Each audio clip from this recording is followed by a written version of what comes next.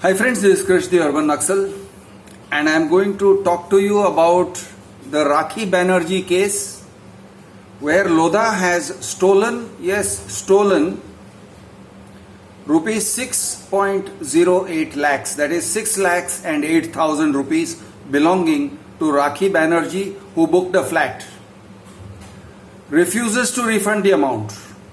Rakhi is emphatically not in any kind of a contractual relationship or any kind of a commercial relationship with Lodha. There is no commercial relationship whatsoever which would justify Lodha taking away 6.08 lakhs belonging to Rakhi Banerjee. Let it be said, Rakhi Banerjee is a young person starting out in life. They are a young couple, and when you take away 6 lakhs from a young couple, you are damaging their future. You are damaging their trust in their economy. You are damaging their trust in the entire building industry. You have not only lost a customer, Lodha, Mangal Prabhat Lodha and Abhishek Lodha, you have not only lost yourself a customer, you have made sure that they are not going to touch under construction property with a barge pole. And they are going to be in fear of the entire corporate sector.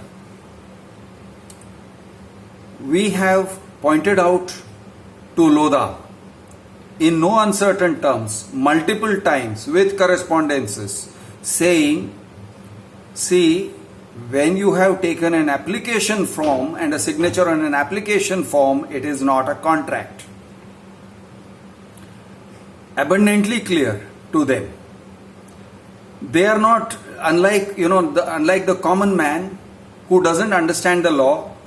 Lodha has advice from the top lawyers' firms, including that firm which sued us for defamation or is continuing to sue us for defamation. They have advice from multiple lawyers. They cannot be in ignorance about what they are doing. They have studied the results of their action. They understand the exact implication of everything that they do. And in spite of that, they continue to do it. They wrote back when Rakhi Banerjee said, I am no longer proceeding with the transaction because I am not getting the loan that you guys promised or led me to believe that I am going to get. I want to talk about the shady role of Lodha FinCorp also in this kind of transactions.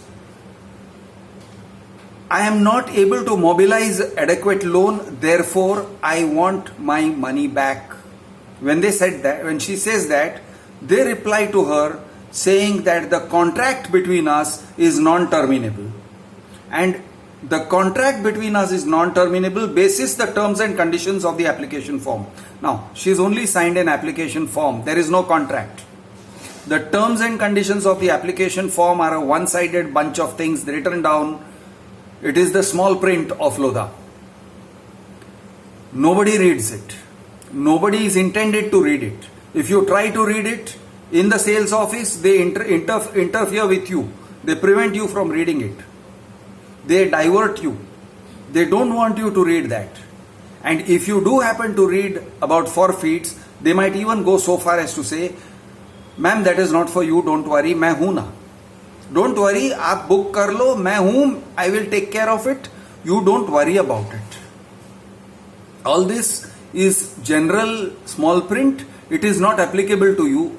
There have been Lodha employees who have said such things to me, and I am saying this is how they convince people to swipe. So Rakhi Banerjee paid 6 lakh and 8,000, which is a very large amount.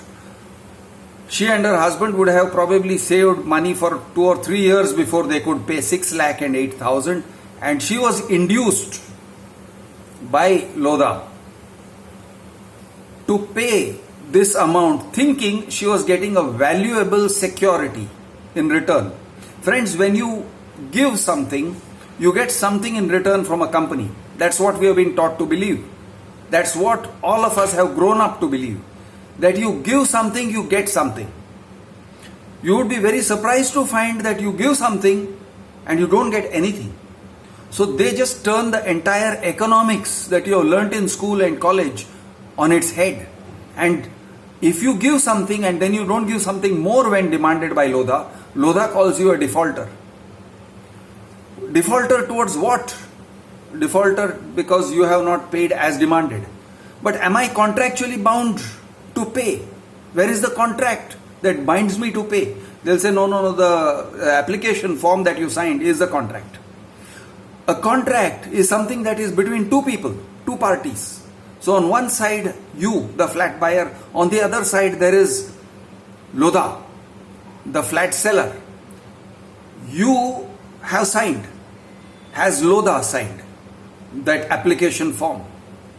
That is the barest minimum thing that would be needed to make it into a contract. Has Lodha signed? Now you may say, well, his sales manager signed, which sometimes happens. Sometimes the sales manager will sign. Sometimes the channel partner will also sign. But does it make it a contract? The sales manager is not an authorized representative of Lodha. The sales manager, in order to be an authorized representative of Lodha, the company, Macrotech Developers Ltd, would have to be authorized by the board of directors through a resolution to sign. Suppose someone goes on your side, on your behalf, maybe your son or daughter or not even your relative, it's just a driver or a clerk in your office or someone, just a friend, goes and signs on your behalf. Is that going to bind you? The answer is no. You are not bound. You are not contractually bound because whoever has signed has just no relationship, has no authorization from you. So when would a person be authorized? If you gave power of attorney to that person to sign on your behalf, Lodha would demand the power of attorney from that person to say, okay, you have signed on behalf of Rakhi Banerjee, you are authorized to sign on behalf of Rakhi Banerjee, therefore we accept this. What about the reciprocal part? Is anyone asking Lodha, where is your signature in the application form? They will say, oh, it's just an application form. Exactly. It is just an application form. When you give 6.8 lakhs rupees, 6.08 lakh rupees, when Rakhi Banerjee gave it, what was she led to believe? She was led to believe that the money was safe with Lodha, that some kind of a right was being created against that application form, against that 6.808 lakh rupees that she was giving. She was led to believe that some kind of a valuable security, if I may call it that, was being created in her name. What she finds is it is like it's a pit. It's a vacuum. Her money goes and it just disappears. It gets sucked in by Lodha. And Lodha is not accountable for it. They say, oh, you did not proceed with the deal, therefore we are cancelling it. You're cancelling it based on what? Oh, based on our company policy. The contract between us is non-terminable. But where is the contract, my dear? Where is that contract? So we wrote to Lodha. We wrote to Lodha saying, is your application form a contract? No reply. As one might have expected, there is no reply. We said, okay, what contractual obligations are you accepting? She gave you 6.08 lakhs. Surely that by some kind of performance or some kind of expectation of performance from you, Lodha, what is one to expect after giving you token? Are you at least booking that flat in her name? Is that flat now booked in her name because she gave you 6.08 lakhs? Answer is no. They have not answered, but I am answering it. They have not answered. The answer is no. The terms and conditions of Lodha's application form will very clearly tell you that they are accepting no obligation to even give you the flat. She booked a flat in Lodha, Amara. Unit number 2701, W45, Lodha, Amara. W45 is, I suppose, wing 45 or something. No, they did not accept any kind of contractual obligation whatsoever. They emphatically repelled every contractual obligation that could possibly be cast by her giving them a token. They have no obligation towards her whatsoever, and that makes it, their application form makes it abundantly clear. What is more, when it is, if it was signed, that application form was not signed by a Lodha authorized signatory, therefore it is not a contract. If it is not a contract, then what has Rakhi Banerjee given them? And what Rakhi Banerjee has done is she has given 6,08,000 to Lodha based on their brand, out of trust for their brand, blind faith in their brand. And that blind faith, that trust, it turns out, is not justified, because Lodha is a brand of thieves, is a brand of crooks, is a brand of white-collared criminals. I would love if Abhishek Lodha and Mangal Prabhat Lodha would like to drag me to court, because I'm going to stick my neck out here. I'm not just saying Lodha the company is a band of thieves, because I know that Lodha the company can't take me to court. Abhishek Lodha is a crook. Mangal Prabhat Lodha is a crook. And he knows it. Sue me. Now these guys, they know what they are doing. Their employees may or may not understand the legal implications of what they are doing. Let me explain the word theft to you.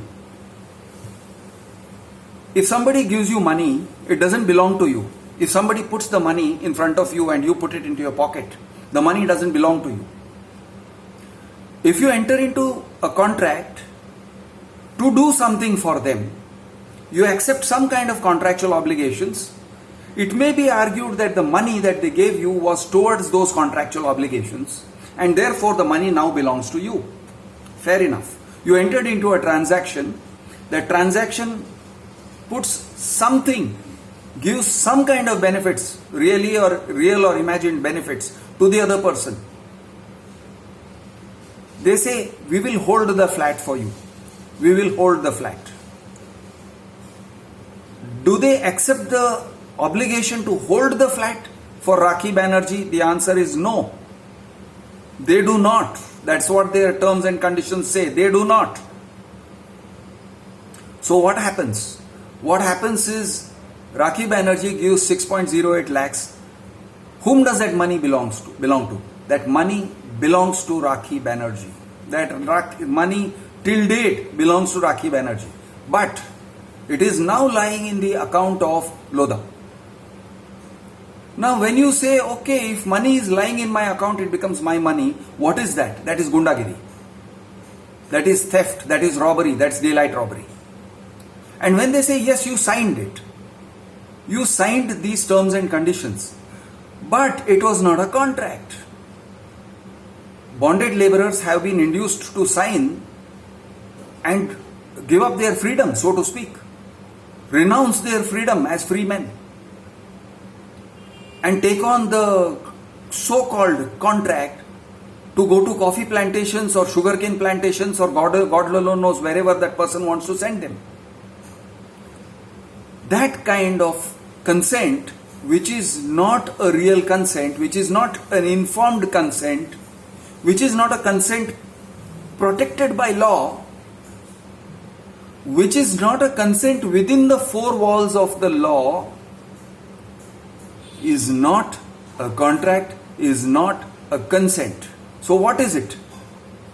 It is theft, it is stealing, it is extortion.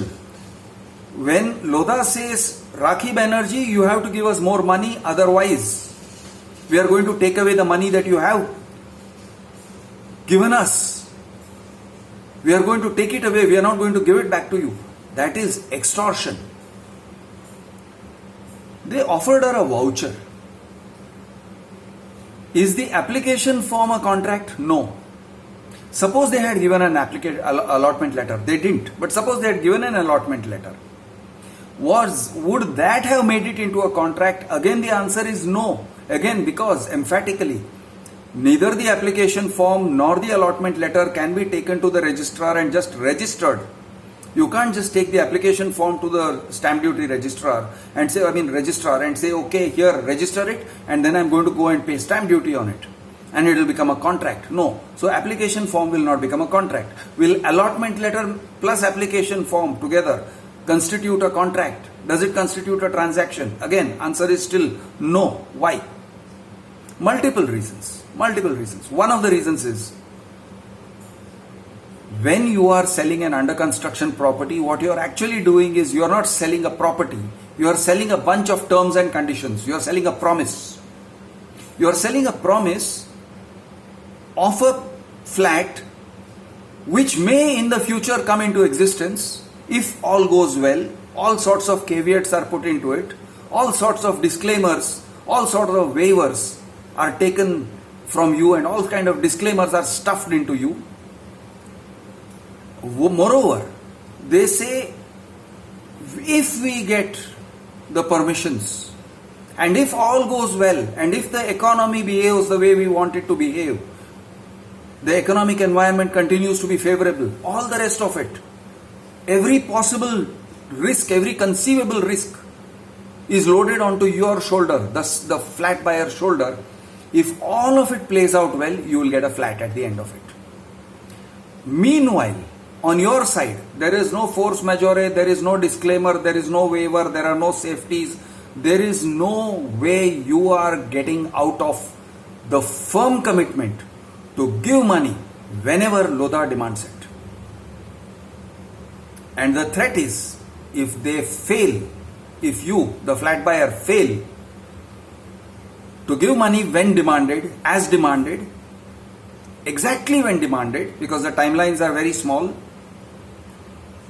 you are liable to lose the entire amount of money that you have paid, or a very big chunk of it, if Lodha is feeling generous. This is the kind of agreements they draft. Meanwhile, Lodha is free to sell the company and go somewhere else. He can sell the company to Piramal and get out of the building industry business. Or he can sell that project to someone else, entirely lock, stock and barrel, including you, to anybody, the highest bidder, and he could sell it conceptually to the most irresponsible, negligent corporate entity that offers him money. He can sell it to anybody. He can sell it to a failed builder. He can sell it to a non-builder. He can sell it to a company like Haldiram who may choose to dabble in construction industry but has no construction experience. He can sell it to anybody. That is what your contract says. So this is an element of human trafficking. You can be sold to the highest bidder. He can default on loans and then give your entire entitlement to a bank as collateral and leave the transaction entirely. Just escape the transaction while the bank takes over, and then maybe your project comes up and maybe it doesn't. This is the kind of risks they are loading onto your shoulders. But you are hog-tied. You are tied hand and foot. You are gagged with a ball in your mouth. That is the way you are tied up by this contract, and that is your contract. But here you have not even entered into your contract. You are only in an application form stage, and already Lodha abuses the trust of their flat buyer right from the start. The only time, I want each and every person who is called by a Lodha, a sourcing agent or telecaller, to hear this and understand this. The only time the Lodha guys are going to be nice to you is when you go to the sales office. The first time. The first time you go to the sales office, before you swipe their token, they are sugar. They are very sweet. They are super duper sweet. They are super duper polite. They will lie down on the ground before you and let you walk over them, if that is what it takes to swipe your token. But the moment you swipe your token, 50,000 or 1 lakh, the whole thing changes. The whole game changes. Their behavior towards you changes. The sales guys will say, sorry, don't come to us. Now you go to CRM. You want to cancel, you want to discuss, you have any clarifications, etc., etc., go to CRM. They will give you a number and they say, don't ever call us again. Before that, they would have said, ma'am, hum hai na aapke liye. We are there for you. After that, they will say, we are not there for you. That is not our job. And CRM has a very different training. They have a very different tone of voice. Anybody who has the misfortune, as Rakhi Banerjee has, to have conversations with CRM, you will find that there is a very different personality that comes before them. Lodha has a very different personality. They are going to say, listen ma'am, we explained it to you right in the beginning. This is what it was. And they will make you jump through hoops repeatedly. You write a complaint to us. You write something. You write that cancellation is, you want cancellation. Then they will write to you saying we are not cancelling. Then they will say, okay, we'll offer you a voucher. Now, what are the terms of that voucher? The terms of the voucher that they are accepting you, offering Rakhi Banerjee for 6,08,000 rupees. What is it? Not known. Does she know the terms and conditions of the voucher? Not known. She is expected to just take it blind without knowing what the voucher is. Is it a voucher which will expire in 2 years? Probably, going from some of the conversations I have had, it has about a 2-year lifespan. Does the voucher guarantee that she is going to get 6 lakh rupees less on her next purchase from Lodha? You can't assure that. She cannot find any practical way to get them to assure her that. So they have taken her money. It continues to be her money. Lodha has not been able to argue that it is not her money. They have taken it. They have stolen it. They have kept it. They are sitting on it. They are refusing to give it back. And I'll tell you this. In exactly the same situation, they have given it back to a lot of people. So what does that tell you? That tells you that this is Rakhi Banerjee's money. Because if it was not the money of the flat buyer, they would never have given it back even for one instance. They would never have given it back, period. Because it's their money. Why would they be giving back their money? Why would they be giving their money away? They wouldn't. So it's not their money. They know it. It's her money.